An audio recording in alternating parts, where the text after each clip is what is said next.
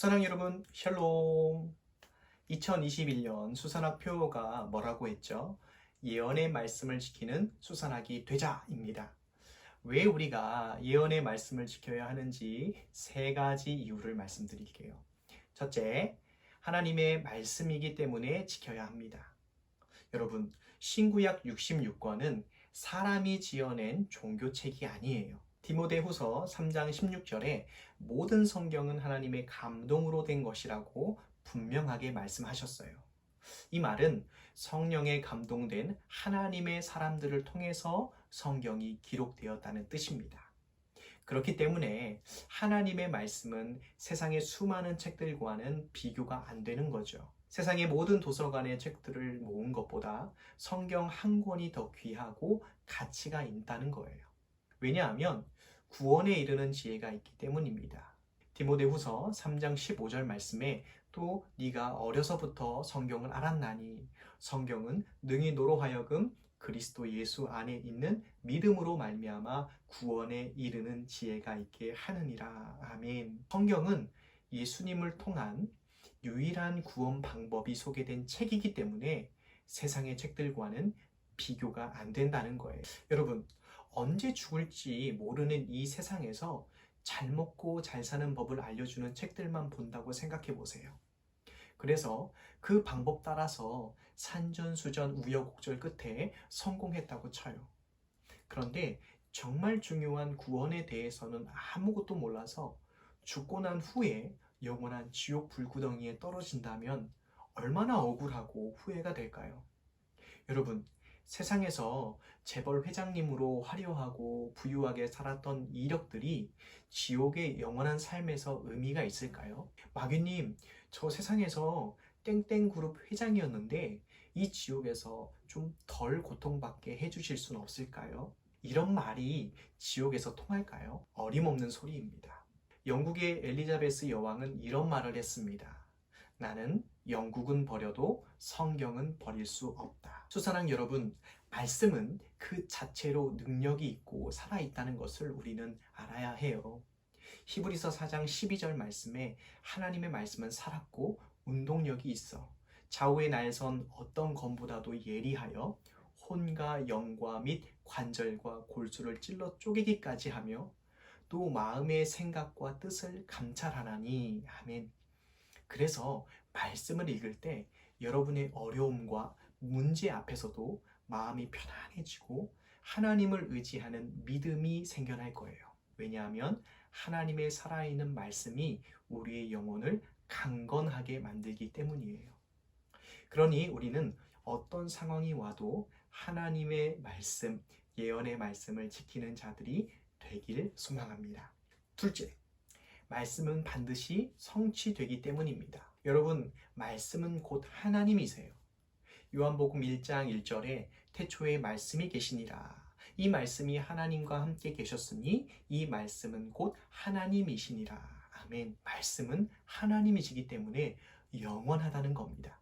우리가 믿는 하나님은 전지전능하신 분이시고 영원하신 분이세요. 전지전능이란 말은 모든 것을 아시고 모든 것을 할 수 있으시다는 말이에요. 영원하다는 것은 시간이 아무리 지나도 변하지 않는 겁니다. 그렇기 때문에 하나님의 입에서 나온 말씀 또한 변하지 않는다는 사실입니다. 그래서 전도사님은 말씀을 이렇게 여러분에게 소개하고 싶어요. 말씀 불패. 하나님의 말씀은 절대 지지 않는다.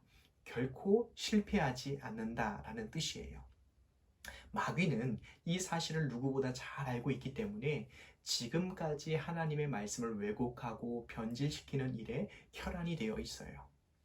작지만 계속해서 말씀을 왜곡해서 결과적으로 진리를 무너뜨리려고 하고 있답니다. 그래서 우리는 이 말씀을 부지런히 읽고 지키고 사랑해야 해요.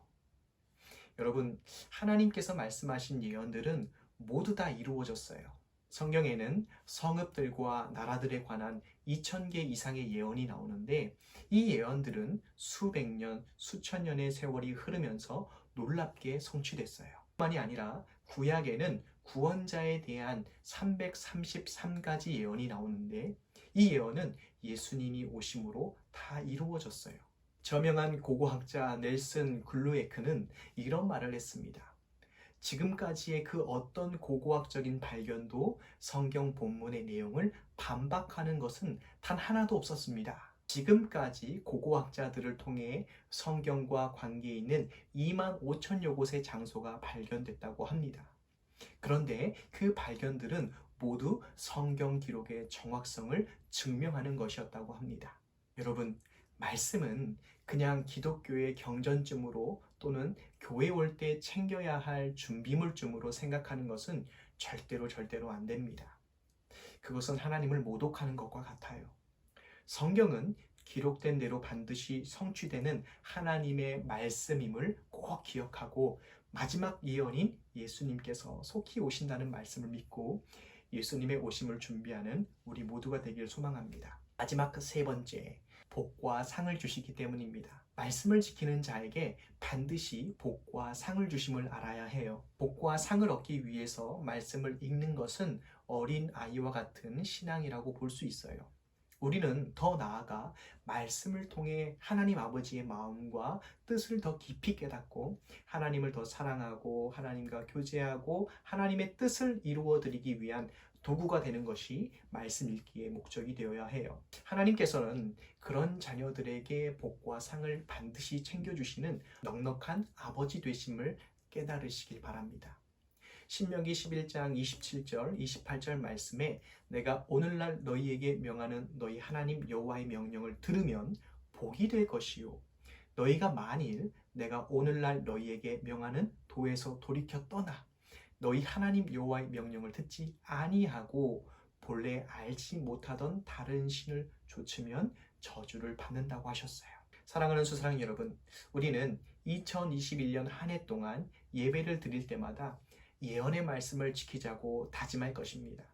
그런데 일주일에 한 번 말로만 하는 다짐이 아니라 매일 조금씩 성경 통독을 통해서 하나님의 말씀이 살아있음을 경험하고 말씀을 통해 하나님 아버지를 더 사랑하게 되는 신앙의 성장이 있기를 예수님의 이름으로 축복합니다. 그럼 다음 영상에서 또 우리 봐요. 샬롬.